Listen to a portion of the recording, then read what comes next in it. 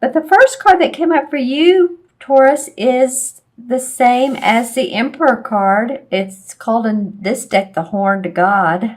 I love that. So, he's strong, he's firm in his foundation. This reminds me of a Capricorn. And I've had other commenters, viewers say the same thing. So he's very much a hard worker. You can see he's definitely has his physique. He's not like he sloths around. He is definitely someone who puts in time. He loves the animals. He's grounded. He is a typical father figure. And this could be someone who is alive. It can also be someone who's deceased. Maybe you've had a father or a father figure, someone who treated you that way, or you had that relationship with, and they are in the spirit world. So they could be around you at this time, just supporting you, guiding you, someone you feel very close to. So just kind of watch out for that. And I say watch out, but just be aware. If you're just aware that there's another presence and it feels good, then it very well may be this father figure. If he is in your life now, this could be someone who is very, very supportive of you. He very well could be an earth sign. I'm just feeling Capricorn, doesn't have to be, but it has those aspects of being able to make grounded decisions, helping you plan, helping you envision, helping you expand, helping you get paperwork done. This could be a woman, but usually it's a man. So this person shows up as first in your reading. Let me know who this is, Taurus. Of course, you're an earth sign. So I feel like it's someone in your life. I'm not really sure. I feel like it's you. But you know what? I'm going to ask my pendulum. I don't normally do this, but I'm very interested to see is the Horned God or the Emperor, is this Taurus themselves? Well, even though this person's very earthy, I do feel like this is someone in your life. Again, whether they're deceased or whether it could be a spouse. It could be that someone just feels very warm, protective, wants to help take care of you or give you good advice. All right. So when I ask my pendulum if this is someone, you taking on these aspects, it's like, no, not really. This is a person. Okay, so the next card that comes up is the same as the Fool card. And this particular deck calls it the Greensman. And the Fool card is about naivety, going about a new venture, really not knowing how it's turning out. But you know what? It's good because you're not focusing too much on the hows. It's more of a spontaneous, let's not be too hard on ourselves. Let's be happy. You can see that the people in this card, one's playing music, one's dancing, another one's playing a violin. Let me read you a little bit about what this Greensman in this particular deck means. It's actually the card of the god of nature and historically depicted as a green leafy figure with foliage on his face. He represents the fertility of spring and the awakening of earth. And he's believed to watch over his imitators with approval. So he's like a god, and he's watching over you with approval. Whoever your god may be, we can put this in sort of an analogy, but whoever your god may be, just a feeling of protection. You see, he sort of looks old and wise, and they're sort of young and playing down here. So just a feeling protected no matter what your journey is, no matter where you are in your life. That there's an essence and a protection around you. It's definitely new starts, new beginnings, and fertility. And there's a big innocence around this too. So it's like, I'm seeing someone like a hee-hee laugh on their face, like, I don't know, I'm just sort of giddish, I'm sort of happy, I don't really know why, but things are going okay, and there's room for me to grow, and I have protection. So any of you are all that are starting new ventures, you may have the protection of this person here, because he's facing this guy, and then you have it's interesting that both of these are called godlike figures in this deck. But this godlike figure is also protecting you. So feeling like, Taurus, that you have a lot of protection, spiritual protection with you in December. At least, the mid part and moving on. So, yay, go for it. Lots of nature. The dog is very happy playing.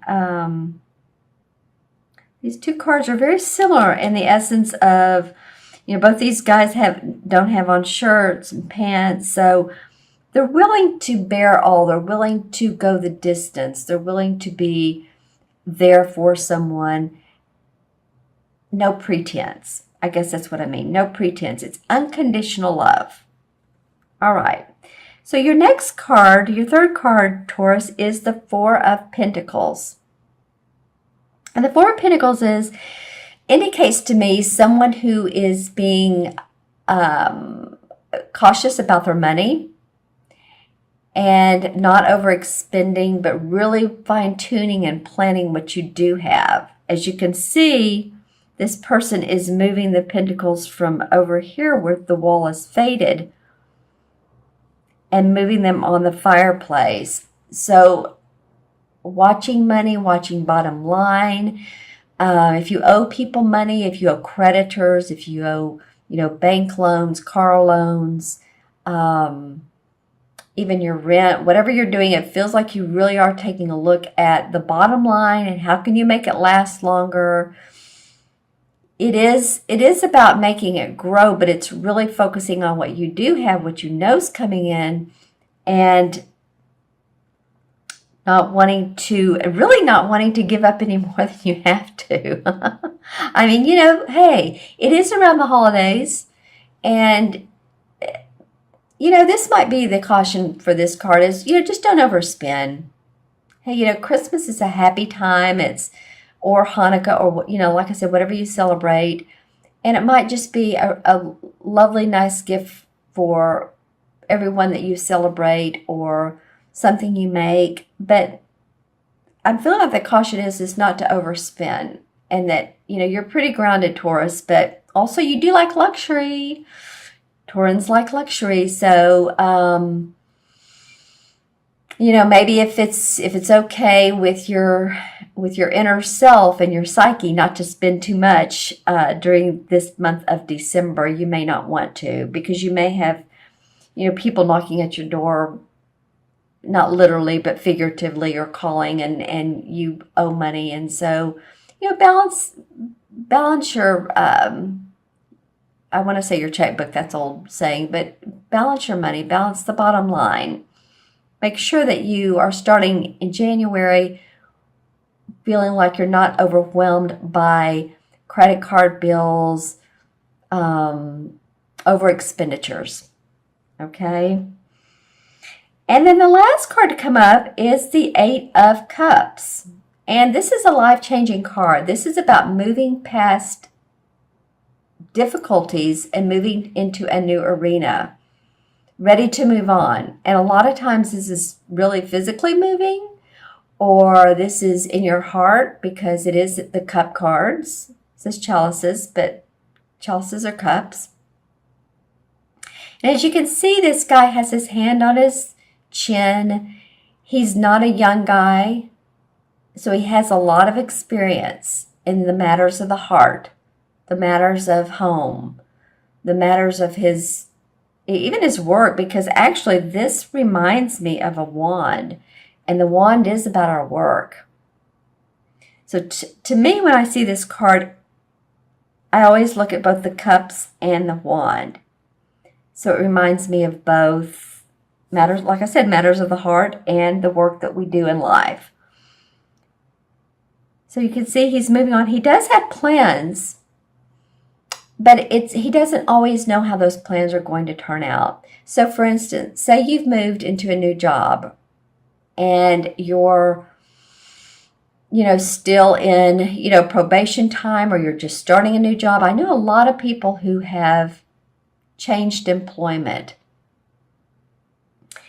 And it's like, I don't know where I'm going, but exactly how this is going to turn out. I may become a manager. I may go into management. I may stay with my current position.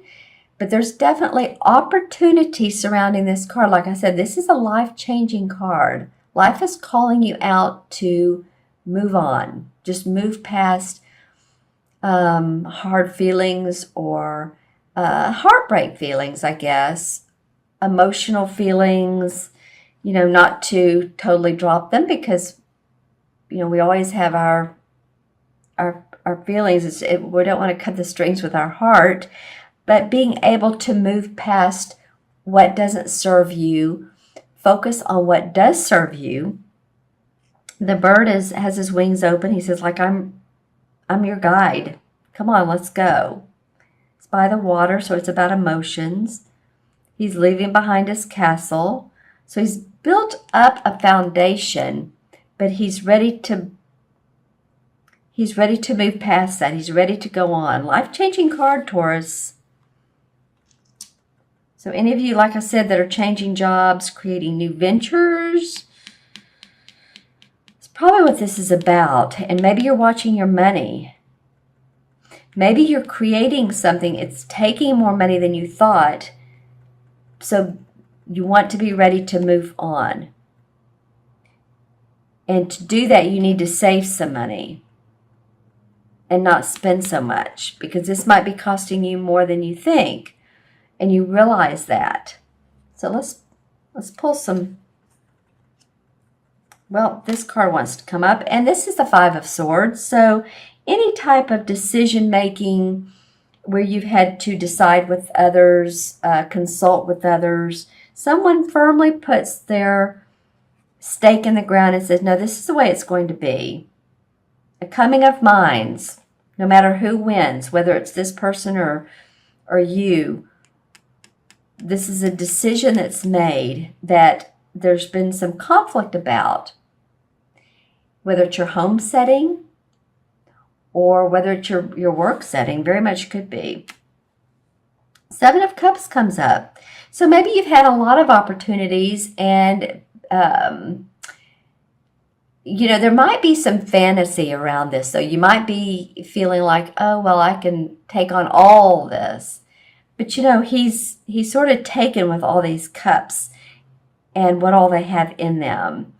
And it can be illusional or disillusional, one might say. So just make sure that you pick what really goes with your heart, because there could be opportunities more that look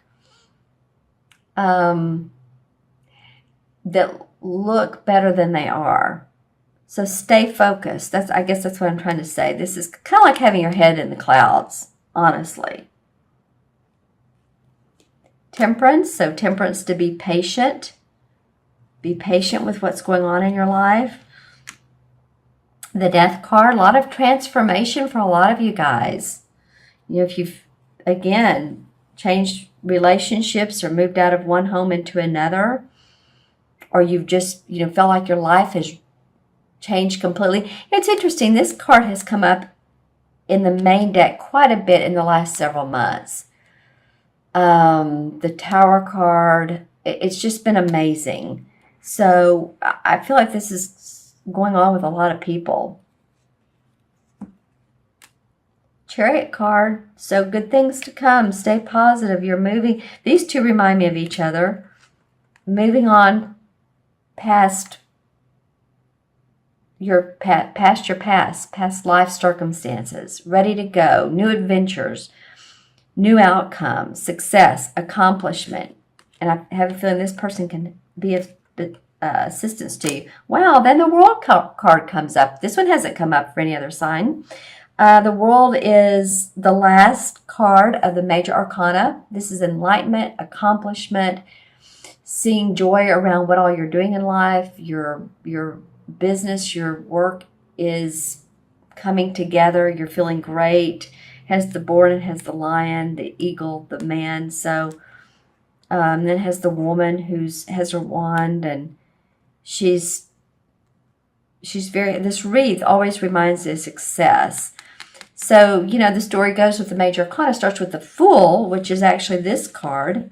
I don't know where I'm going, but it can turn into the last card, which is the World. Okay, now the World is like, okay, now I see what it's all been about. Now I see why I've gone through this transformation and this change, is because I needed to. I needed to get to the place of who I am, where I need to be in life, where I need to be physically in life, and who I need to physically be with, because I am growing and I see the light.